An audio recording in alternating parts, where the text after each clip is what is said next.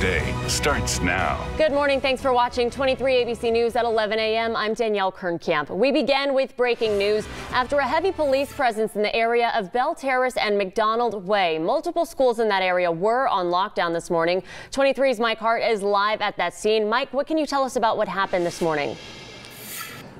Danielle, there's still a heavy police presence. We're located right here at the corner of McDonald and Bell Terrace right now, where just a few moments ago the SWAT van rolled out of here. It just pulled out and moved away. More police cars are starting to move out of this area. This is one area where suspects were on the run following an early morning armed robbery of Jay's Mini Mart over on South 8th Street. The call came in at about 8 o'clock this morning. The suspects described as two armed Hispanic males. They left in a vehicle at that time. It was later discovered not long ago at a place about 1 block east of where we are. So the suspects ran from that vehicle, and that created a large police presence. They came in, locked down the area. 3 schools went on lockdown. It was West High School, Curran Middle School, and Muncie Elementary, all on lockdown as they searched for the suspects. Now, we've heard anywhere from 2 to 4 suspects at any one time were on the run in this area, and they were flooding into this. If you're familiar with McDonald Way, there are a lot of apartment complexes